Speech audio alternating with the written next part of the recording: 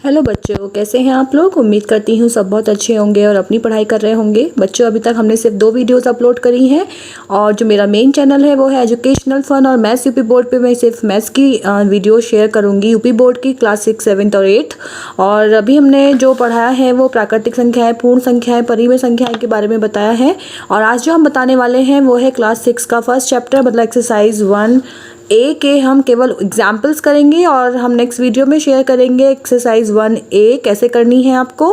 तो जो आज की वीडियो है उसमें हम एग्जाम्पल्स लेते हैं, जिसमें पहला क्वेश्चन है 5, 3, 8, 1 में सभी अंकों का प्रयोग करके 4 अंकों की सबसे बड़ी एवं सबसे छोटी संख्या लिखिए। देखिए 4 अंक दे रखे हैं हमें यहाँ पे, 5, 3, 8 और 1।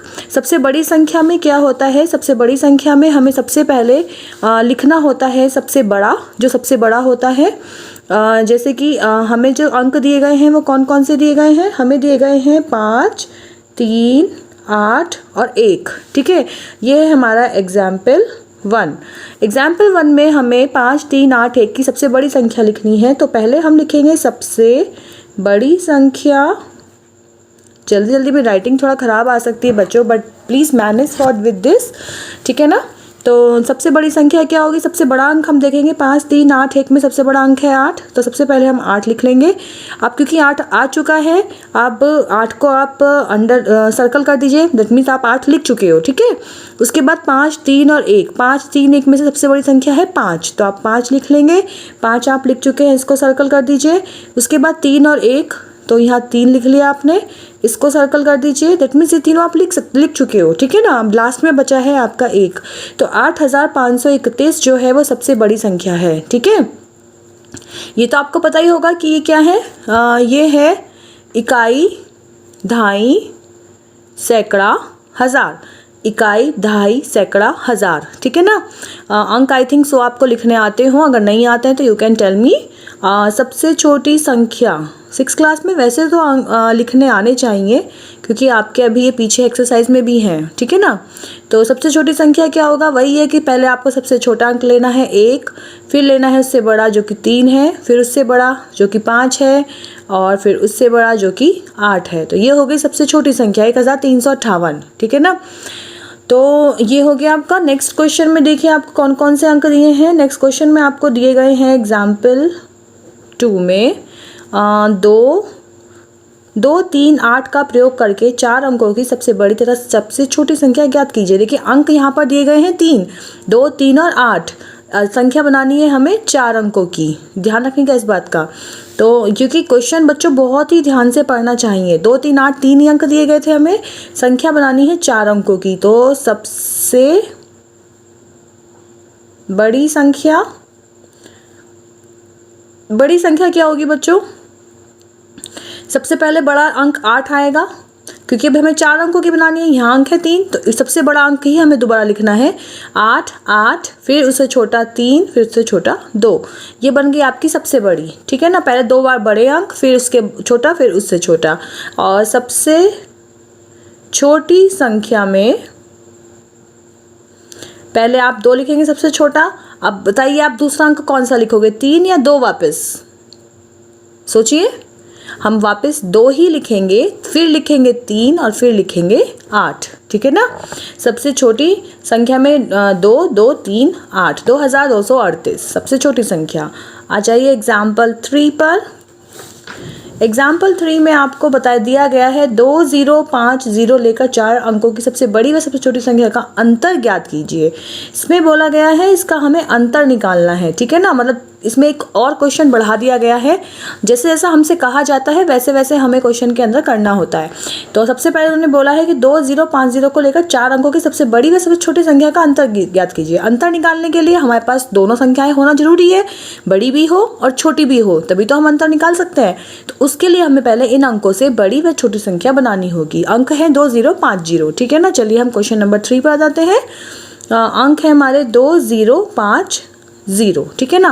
अब पहले हम बनाएंगे सबसे बड़ी संख्या। सबसे बड़ी संख्या में वही सबसे बड़ा अंक आ जाएगा, पहले 5, फिर आ जाएगा 2 और फिर आ जाएगा 00। ठीक है ना, 5200। ठीक है, अब आ जाएंगे हम सबसे छोटी संख्या पर। सबसे छोटी संख्या में देखिए 2 से छोटा 0 है ना। लेकिन अगर हम पहले 0 0 फिर 2 और 5 लिख दें तो क्या ये 4 अंकों की संख्या बनी? बताइए आप खुद सोच के। हमने क्या किया, 2 0 थे जो सबसे छोटे हैं, हमने 0 0 पहले लिख दिए, फिर 2 लिखा, फिर 5 लिखा। तो क्या ये 4 अंकों की संख्या है?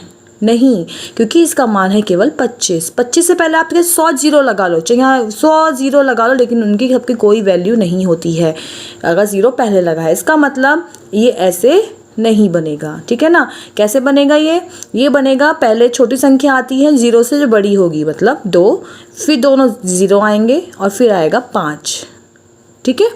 पहले 2, फिर 2 0 और फिर 5।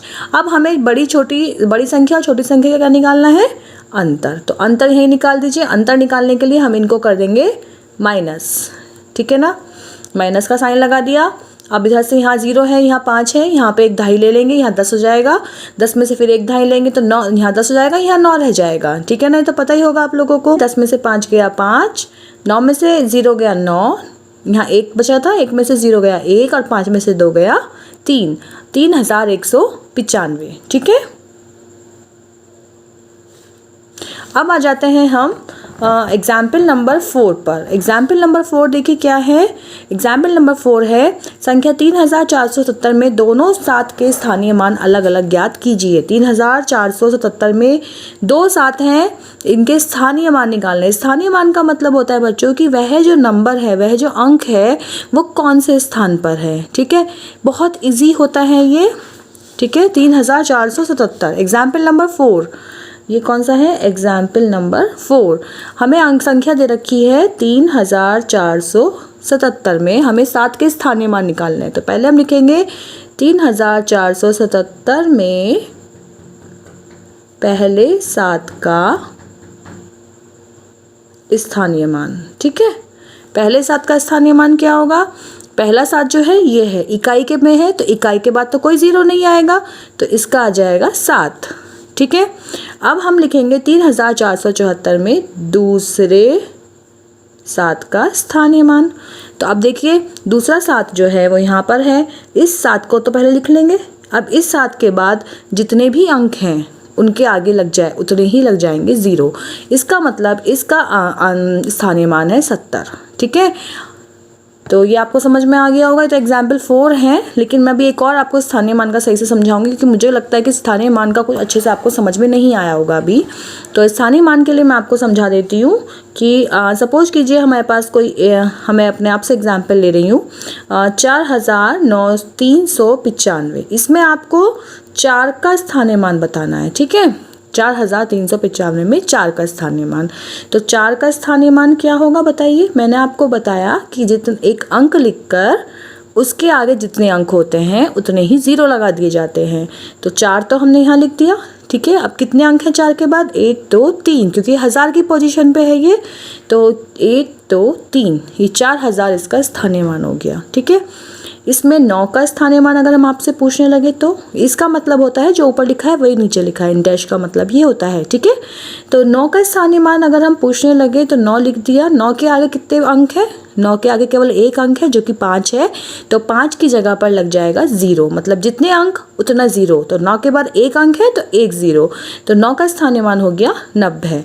अब हम आपसे पूछते हैं 3 का स्थानीय मान। जल्दी बताइए सोच के, 3 का स्थानीय मान क्या होगा? 3 का स्थानीय मान होगा, देखिए 3 के बाद कितने अंक हैं आप यहाँ चेक करें। 3 के बाद कितने अंक हैं? 3 के अंक के बाद अंक है 2, 1 2, तो 3 लिख के आप उसमें 2 0 लगा देंगे, तो ये 3 का स्थानीय मान हो गया। और 5 का स्थानीय मान अगर पूछा जाए तो 5 के बाद तो कोई भी अंक नहीं है, दैट मीन्स इसका केवल 5 होगा, ठीक है। होपफुली आपको अभी स्थानीय मान भी समझ में आ गए होंगे। नेक्स्ट वीडियो में हम क्लास 6 का चैप्टर 1A लेंगे, ठीक है। So keep watching the videos. Thank you. Bye.